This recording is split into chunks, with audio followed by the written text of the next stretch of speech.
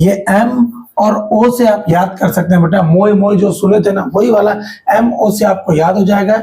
EMF का automatic pessimist. अगर आप थ्योरी नहीं पढ़ रहे हैं, सिर्फ ऑब्जेक्टिव को भी अगर आप टिक लगा रहे हैं ना, तो आपके पास एक सेल्फ कॉन्फिडेंस आ जाएगा कि 4 ऑप्शन में मेरे को कैसे सही करना। जय हिंद दोस्तों, मैं हूं भाग्यराज, आप सभी का स्वागत करता हूं। इलेक्ट्रिकल एंड इलेक्ट्रिशियन के जो एमसीक्यूज चल रहे थे, जो कि हमारा नेक्स्ट टारगेट होगा एसएससी, जेई, एनएमडीसी, एसईसीएल, ये सारे चीजों को हम अच्छे से टारगेट कर रहे हैं। तो इस जगह पर आप देखेंगे ना, तो ये क्लास नंबर 15 है, जो कि आपको केरल स्टेट इलेक्ट्रिसिटी बोर्ड के असिस्टेंट इंजीनियर का पेपर था। पार्ट 1 मैंने क्लास 14 में कराया था, जिसमें 25 क्वेश्चन इलेक्ट्रॉनिक्स के थे। अब देखते हैं इसमें कितने इलेक्ट्रिकल और इलेक्ट्रॉनिक्स के होंगे। तो चलिए बिना किसी देरी के वीडियो को स्टार्ट करते हैं।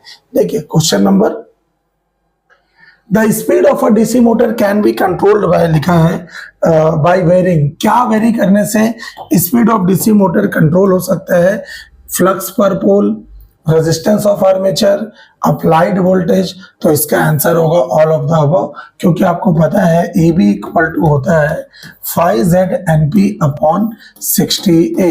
यहाँ से अगर Z P 60 और A को अगर मैं कांस्टेंट मानूं ना, तो E B डायरेक्टली प्रोपोर्शनल हो जाएगा बेटा 5 इंटू N के, और N हो जाएगा EB अपॉन 5। तो यहाँ से फ्लक्स भी आ गया। EB को लिख सकते हैं VL माइनस IARA। तो यहाँ से रेजिस्टेंस कंट्रोल भी हो गया, वोल्टेज कंट्रोल भी हो गया, फ्लक्स कंट्रोल भी हो गया, इसीलिए all of the above is our correct answer. ठीक है ना। चलिए नेक्स्ट, लिखा है the most efficient method of increasing the speed of 3.5 kilowatt DC shunt motor would be the method. कौन सा मेथड सबसे बेस्ट होगा? तो ये जो है वॉर्ड लियोनार्ड मेथड सबसे बेस्ट होता है स्पीड कंट्रोल करने के लिए। डीसी मोटर के स्पीड कंट्रोल का वॉर्ड लियोनार्ड मेथड सबसे बेस्ट होता है और एडवांस भी होता है। ठीक है ना, ये ध्यान रखिएगा। अगला क्वेश्चन है, in the rheostatic method of speed control for a DC shunt motor, use of armature diverter makes the method। कौन सा मेथड इसमें यूज होगा? तो ये जो है ना आर्मेचर डाइवर्टर मेथड, ये सबसे बेस्ट होता है जहां पर बार बार लोड ना अचानक से चेंज हो जाता है, बहुत जल्दी जल्दी चेंज होता है, उस जगह पर सबसे बेस्ट होता है। तो लेस वर्स्टफुल ये नहीं होगा, लेस एक्सपेंसिव ये नहीं होगा, unsuitable for changing loads, suitable for rapidly changing loads. ये option number D is our correct answer, क्योंकि जहां पर रैपिडली लोड चेंज होता है ना, वहां रियोस्टैटिक जो स्पीड कंट्रोल है ये सबसे बेस्ट माना जाता है। ठीक है ना। तो option number D is our correct answer. DC से बहुत सारे क्वेश्चन बन रहे हैं, देख रहे हैं। और फेस प्लेट स्टार्टर बहुत इंपॉर्टेंट है बेटा, इसी को 3 पॉइंट स्टार्टर, 2 पॉइंट स्टार्टर आप पढ़ते हैं ना, यही सब इसका नाम है बेटा, ना यही फेस प्लेट स्टार्टर।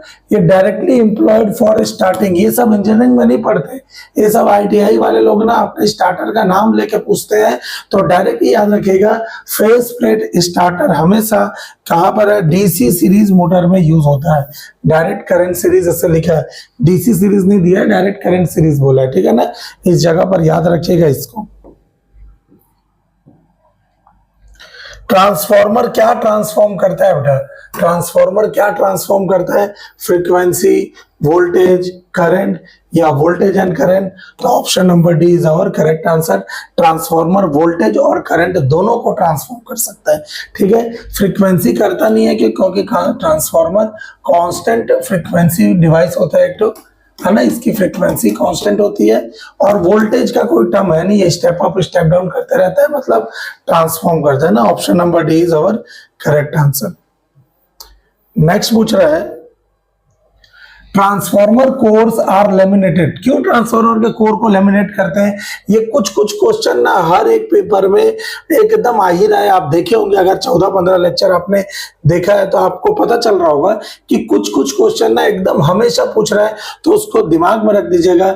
कभी भी लेमिनेशन करते हैं ना, मिनिमाइज एडी करंट लॉस को। और एडी करंट लॉस के बारे में बता देता हूं कि एडी करंट लॉस ना आवृत्ति के वर्ग के, फ्रीक्वेंसी के वर्ग के समानुपाती होता है। लेकिन अगर हिस्टेरेसिस लॉस का बात करेंगे ना, तो यह हमेशा फ्रीक्वेंसी के समानुपाती होता है। ठीक है ना, जितना फ्रीक्वेंसी बढ़ेगा एडी करंट लॉस बढ़ता है। इसीलिए इसके कोर को हम लोग लेमिनेट करते हैं सिलिकॉन स्टील से। ठीक है, ये 3 से 5% मिलाते हैं स्टे सिलिकॉन इसमें। क्लियर है, चलिए नेक्स्ट।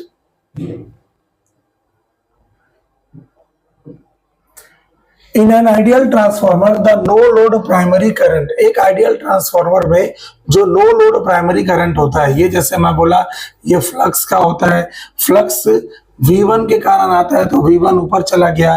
ठीक है, इस फ्लक्स में आता है मैग्नेटाइजिंग करंट, ये आता है वर्किंग कंपोनेंट जो वोल्टेज के साथ रहता है। इन्हीं दोनों का जो वेक्टर सम होता है ना, ये देता है मेरे को नो लोड।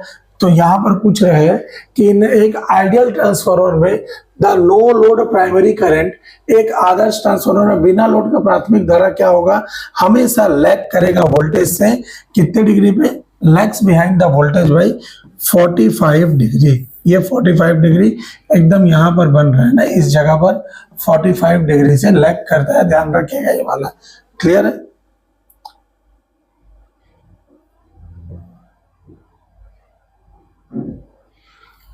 और transformer has negative voltage regulation when it loads power factor. एक ट्रांसफार्मर का जो वोल्टेज रेगुलेशन होता है नेगेटिव कब होगा, तो आपको ध्यान रखना है कि लीडिंग में ना हमेशा वोल्टेज रेगुलेशन नेगेटिव आता है, लैगिंग में हमेशा वोल्टेज रेगुलेशन पॉजिटिव आता है। ठीक है ना, तो अभी यहाँ पर बोल रहा है कि नेगेटिव कब है, तो नेगेटिव रहेगा लीडिंग अवस्था में। ठीक है, नेक्स्ट है no load test on a transformer is carried out to determine. एक नो लोड टेस्ट ट्रांसफार्मर को क्यों करते हैं, तो यहाँ पर मैग्नेटाइजिंग करंट को फाइंड आउट करने के लिए एंड नो लोड लॉसेस को फाइंड आउट करने के लिए नो लोड टेस्ट किया जाता है। नो लोड टेस्ट का मतलब है ओपन सर्किट टेस्ट, जहां पे हम आयरन लॉस को फाइंड आउट करते हैं। ठीक है ना, आयरन लॉस को फाइंड आउट करते हैं, और मैग्नेटाइजिंग कंपोनेंट जिसमें आप बोलेंगे कि नो लोड दो पार्ट में टूटता है, एक मैग्नेटाइजिंग कंपोनेंट और एक वर्किंग कंपोनेंट। तो इन दोनों को भी हम लोग फाइंड आउट करते हैं। क्लियर है, तो अच्छे से पढ़िएगा बेटा, एक एक चीजों देख रहे हैं। ये असिस्टेंट इंजीनियर का पेपर है, पूरा का पूरा डीप पूछ रहा है।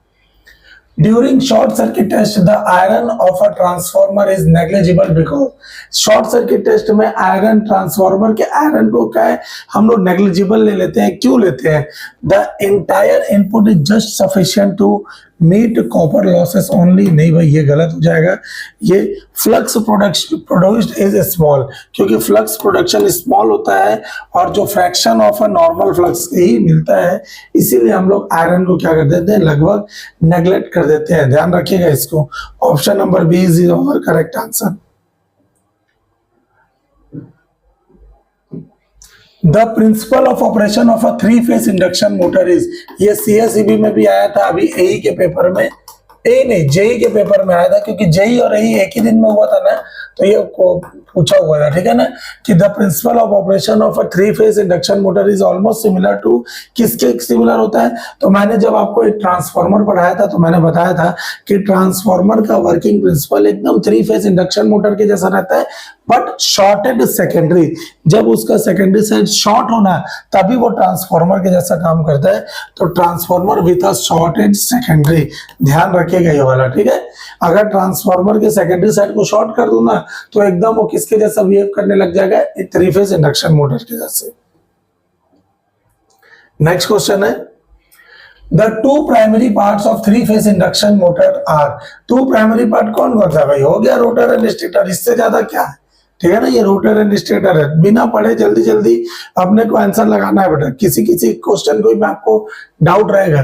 In a 3-फेज induction motor the relative speed of a stator flux with respect is 0। किसके रेस्पेक्ट में 0 होता है भाई, स्टेटर वाइंडिंग के रेस्पेक्ट में 0 होता है। ये तो कोई भी बता सकता है। ठीक है ना, नेक्स्ट है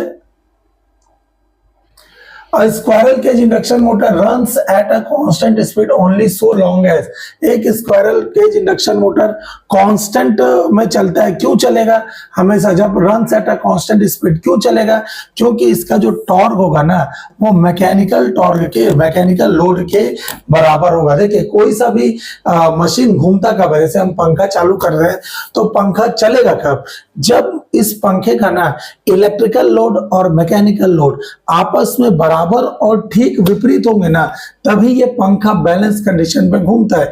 इसीलिए यहाँ पर टॉर्क किसके बराबर होगा, मैकेनिकल लोड के बराबर होगा। Option number C is our correct answer. ठीक है ना, चलिए पढ़ते भी रहिएगा बेटा, काम आएगा ये सब चीजें। थ्रस्ट, थ्रस्ट का मतलब और कुछ नहीं, एक प्रकार का टॉर्क होता है या पावर बोल सकते हैं। By a linear induction motor depends on, किसके ऊपर डिपेंड्स करता है, तो सिंक्रोनस स्पीड नहीं भाई, इसके ऊपर डिपेंड नहीं करेगा, रोटर इनपुट है और नंबर ऑफ पोल्स पर डिपेंड करता है। तो option number both A and B is our correct answer. Thrust important होता है। ठीक है, फिर next question, the starting winding of a single phase motor is placed in the, एक सिंगल फेज मोटर का स्टार्टिंग वाइंडिंग कहां place करते हैं हम, स्टेटर में। Option number B is our correct answer. Running winding rotor में प्रवेश करते हैं।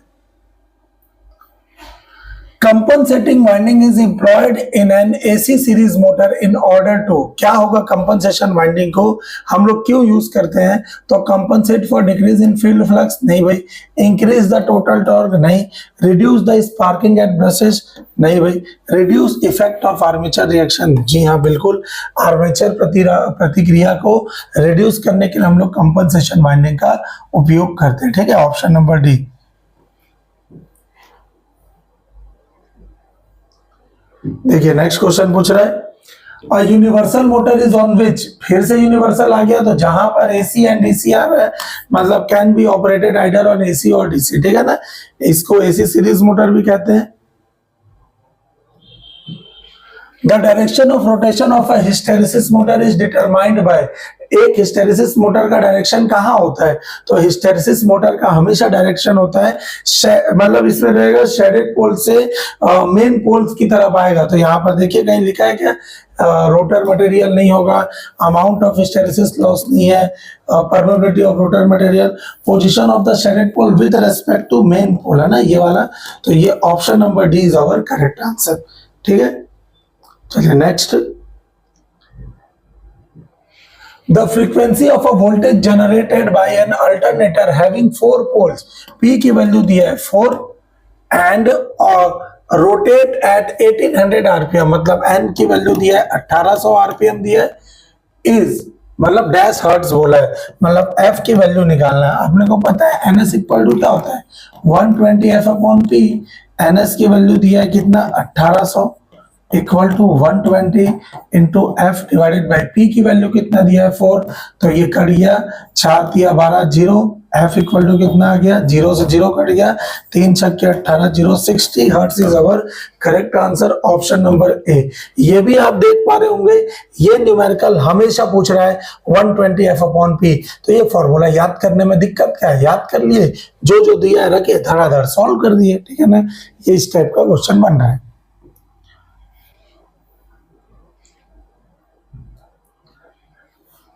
Armature reaction in an alternator primarily affects, एक अल्टरनेटर का आर्मेचर रिएक्शन क्या चीज के लिए यूज किया जाता है, मतलब किसके ऊपर अफेक्ट करता है, प्रभाव किसमें करता है, रोटर स्पीड नहीं, टर्मिनल वोल्टेज पर फेज, ये होता है एक आर्मेचर रिएक्शन सबसे ज्यादा इसी के ऊपर प्रभाव डालता है, टर्मिनल वोल्टेज पर फेज का। ठीक है, तो ये याद रखिएगा।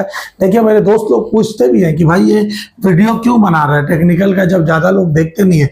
मेरे वीडियो में अगर 20 व्यूज भी आ रहे हैं ना, इसका मतलब अगर 20 स्टूडेंट भी देख रहे हैं ना, तो मेरे लिए वो सफिशिएंट है बेटा।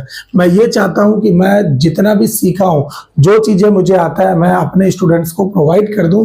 लगना नहीं लगना उनका काम है बेटा, मैं अपना धर्म निभा रहा हूं, ये मेरा फर्ज है, मेरा धर्म है। जब से मैं टीचिंग करता था, जब मैं पढ़ता था, तो मुझे ऐसा कभी कोई ऑब्जेक्टिव समझाया नहीं था, तो सिलेक्शन लेने में बहुत लेट लगा था। लेकिन अभी क्या है, हमको मालूम चल गया है कि भाई अगर आप थ्योरी नहीं पढ़ रहे हैं, सिर्फ ऑब्जेक्टिव को भी अगर आप टिक लगा रहे हैं ना, तो आपके पास एक सेल्फ कॉन्फिडेंस आ जाएगा कि 4 ऑप्शन में मेरे को कैसे सही करना है। ठीक है, जो कि अल्टीमेट आपका मेन पेपर में वही काम है। आपका नॉलेज का कोई काम ही नहीं होता बेटा, आपको सिर्फ और सिर्फ 4 ऑप्शन में से एक ऑप्शन सही करना है। आप वो चाहे रट के आप करिए, चाहे तुक्का मार के करिए, चाहे कंसेप्ट लगा के चलिए, चाहे चिट मार के करिए, जैसा करना है करो, लेकिन 4 ऑप्शन में से आपको एक ऑप्शन सही करना है, तभी आपका पेपर निकलेगा बेटा। तो ये मत देखिए कि कौन कितने लोग देख रहे हैं, कितने लोग क्रिटिसाइज कर रहे हैं, कितने लोग क्या बोल रहे हैं। बोलने वाले बोलेंगे बेटा, मैं अपना काम कर रहा हूँ, आप अपना काम करिए बेटा। मैं आपको कंटेंट दे रहा हूँ, आप बस पढ़िए। अगर ठीक लगता है तो बढ़िया, नहीं है तो अगर इसमें से फंस गया तो आए है, नहीं तो बाय बाय, कौन देख रहा है, ठीक है ना। तो ध्यान रखिएगा, ठीक। चलिए next. Zero power factor methods of an alternator is used to find its zero power factor method, ZPF method use करते हैं ना। ZPF मेथड किसके लिए यूज करते हैं, तो हमेशा कहा गया वोल्टेज रेगुलेशन को प्राप्त करने के लिए अल्टरनेटर में यूज किया जाता है। आपको पता होगा ना, EMF मेथड, MMF मेथड, ये सब मैंने आपको बताया था। EMF मेथड है ना, MMF मेथड, ठीक। EMF मेथड को हम लोग पैसिमिस्टिक मेथड भी बोलते हैं, पैसिमिस्टिक। और MMF मेथड को हम लोग ऑप्टिमिस्टिक मेथड भी बोलते हैं, ठीक है ना, ऑप्टिमिस्टिक मेथड। और ये जो ये ZPF मेथड होता है ना, इसी को हम लोग पोर्टियर ट्रायंगल मेथड भी बोलते हैं, पोर्टियर ट्रायंगल मेथड। ये सब हम लोग फाइंड आउट करते हैं क्या चीज का, वोल्टेज रेगुलेशन फाइंड आउट करते हैं। ये M और O से आप याद कर सकते हैं बेटा, मोई मोई जो सुने थे ना, वही वाला MO से आपको याद हो जाएगा। EMF का ऑटोमेटिक पैसिमिस्टिक हो जाएगा, ठीक है ना। तो ध्यान रखिए, ये MMF, ये ऑप्टिमिस्टिक का मीनिंग होता है बेटा आशावादी, क्योंकि ये आशावादी, हम जितना उम्मीद करते हैं उतना मेरे को रेगुलेशन देता है, इसीलिए MMF मेथड को हम लोग एम्पियर टर्न मेथड भी बोलते हैं। तो ये आशावादी मेथड होता है, और ये जो है ना EMF, ये निराशावादी मेथड होता है, ठीक है ना। याद रखिएगा ये सब चीजें। In a synchronous motor, damper winding is provided in order to, motor है ना, तो डैम्पर वाइंडिंग क्या यूज करेगा, तो डैम्पर वाइंडिंग सबसे पहले स्टेबलाइज रोटर मोशन नहीं, इसका डैम्पर वाइंडिंग से कोई लेना देना नहीं है। Suppress rotor oscillation, damper winding इसका काम करता है। डेवलप नेसेसरी स्टार्टिंग टॉर्क, ये भी इंपॉर्टेंट हो जाता है। तो both B and C is our correct answer, option number D, ठीक है। डैम्पर वाइंडिंग जरूरी है, इंपॉर्टेंट होता है। ये हंटिंग आपने सुना है ना, हंटिंग, तो हंटिंग को रोकने के भी काम आता है, ठीक है, तो याद रखिएगा। When load on a normal excited synchronous motor is increased, its power factor tends to, जब किसी normal excited synchronous motor में ना लोड को हम बढ़ाते हैं, जैसे जैसे लोड को बढ़ाते जाते हैं ना, पावर फैक्टर यूनिटी की तरफ क्या होता है, टेंस होना चालू हो जाता है। तो यहाँ पर क्या है, approaches unity is our correct answer.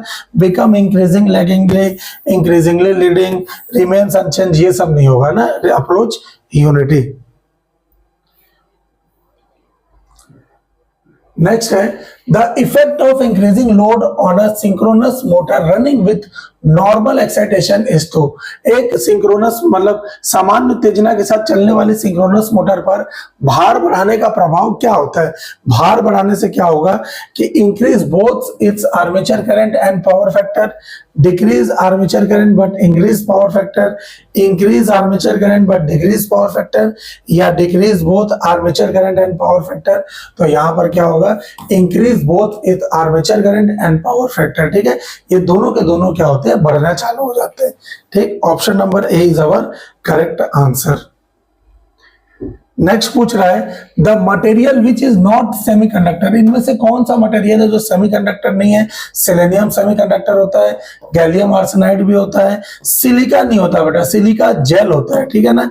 कार्बोनडम भी क्या होता है, ये सेमीकंडक्टर में गिना जाता है। तो option number C is our correct answer, ये हो जाएगा, ये सेमीकंडक्टर नहीं है।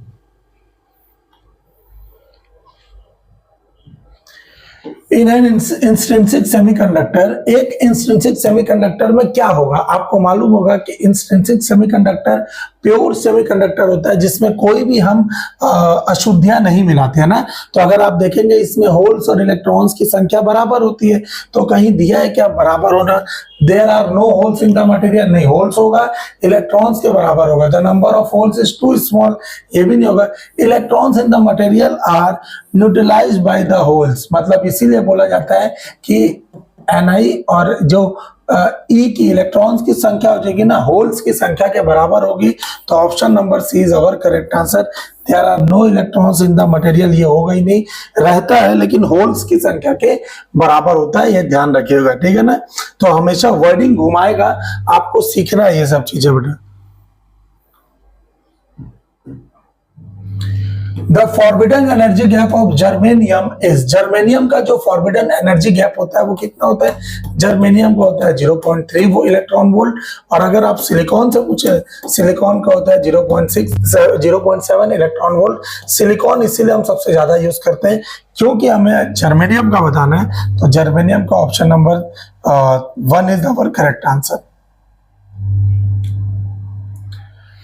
The potential barrier existing across a PN junction, PN junction में मौजूद पोटेंशियल बैरियर क्या होता है, prevents total recombination of holes and electrons, यही रहेगा जो सारे उसको रिकॉम्बिनेशन प्रोसेस जो होता है ना इलेक्ट्रॉन और प्रोटॉन का, उसको क्या करता है, प्रिवेंट करता है, ठीक है ना, देखभाल करता है।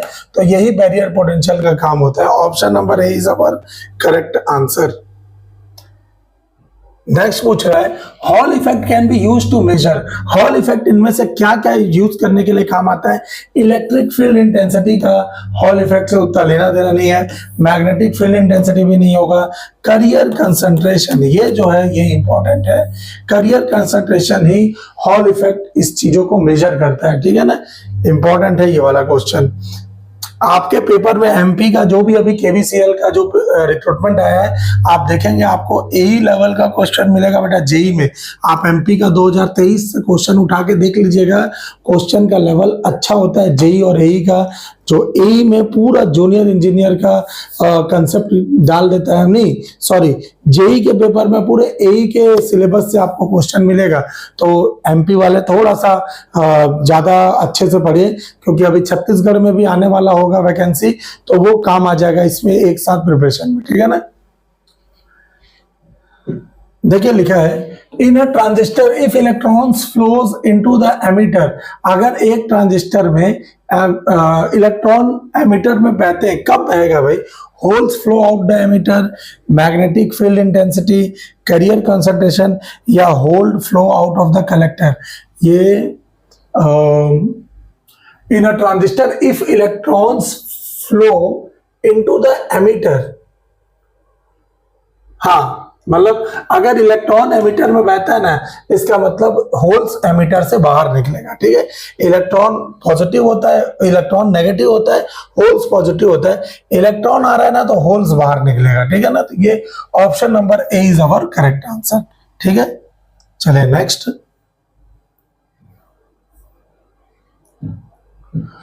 One of the method to increase the frequency response of a transistor is to, transistor की आवृत्ति प्रतिक्रिया को बढ़ाने का इनमें से सबसे अच्छा मेथड कौन सा है, तो हमेशा ट्रांजिस्टर के जो ये फ्रीक्वेंसी रिस्पॉन्स है ना, इसको अच्छा रखने के लिए ना बेस जितना पतला से पतला हो सके उतना रखते हैं।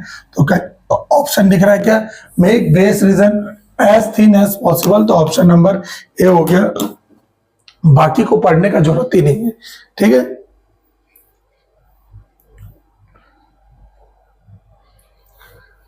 Which of the following configuration has low thermal stability?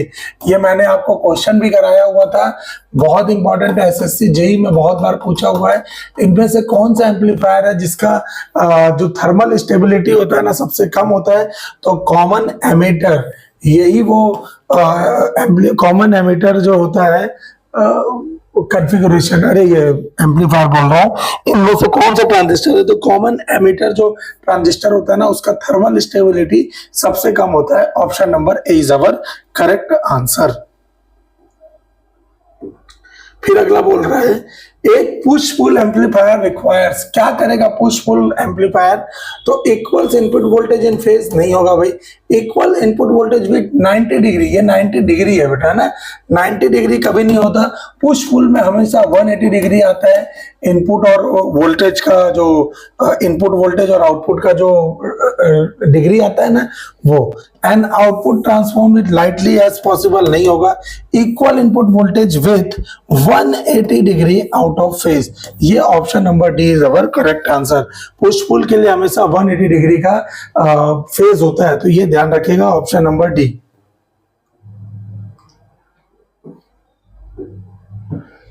In a class C amplifier the collector current flows for. एक क्लास सी एम्पलीफायर में कलेक्टर करंट कैसे फ्लो होता है? More than half of the input cycle, less than half of the input cycle, half of the input cycle, या entire input cycle.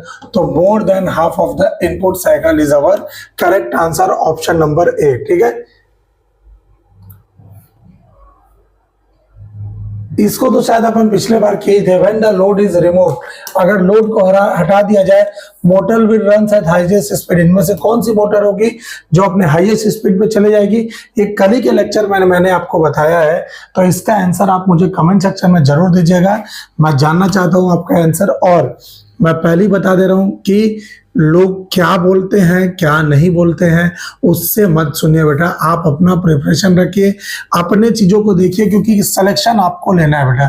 आपका selection नहीं होगा ना तो 10 लोग बोलने वाले आ जाएंगे, लेकिन अगर सिलेक्शन हो जाएगा ना तो आपका मेहनत, आपका रंग लाएगा बेटा ये सब चीजें। क्योंकि आपने जब पढ़ना था ना, आपने अपने पढ़ाई को एक अच्छे से अंजाम देके पढ़ा है बेटा। तो अपनी पढ़ाई पर एकदम फोकस करिए। सिर्फ जब वैकेंसी आएगा तब पढ़ूंगा नहीं बेटा, प्यास लगता है तब कुआं मत खोदिए, पहले से खोद के रखिए, ताकि बारिश होगा ना तो आप कुएं में भर सके। जब प्यास लगेगा तो आप घट घट घट घट पीना चालू कर दें। ठीक है ना, लोगों को नहीं दिखना चाहिए कि आप क्या कर रहे हैं, सिर्फ अपना काम करिए, फल की चिंता मत करिए बेटा। गीता में सही लिखा है बेटा, काम करते जाइए, फल की इच्छा मत करिए, जो होगा सब भगवान पे छोड़िए, बाकी अपना मेहनत करें। ठीक है ना, मिलते हैं अगले वीडियो में। इस क्वेश्चन का आंसर मुझे कमेंट सेक्शन में बताइएगा। ये है इसका क्यूआर कोड। जितना हो सके वीडियो को अपने दोस्तों में शेयर भी करिए, क्योंकि ऑब्जेक्टिव जनरली आपको मिलेगा नहीं, और इस लेवल का टफ दे देते हैं ना ऑब्जेक्टिव। मैं तो डायरेक्ट पेपर में आया हुआ क्वेश्चन आपको दे रहा हूं कि जिससे आपको समझ आए कि हाँ भाई मेरे को किस बेसिस पे और अच्छे से पढ़ाई करना है। ठीक है ना।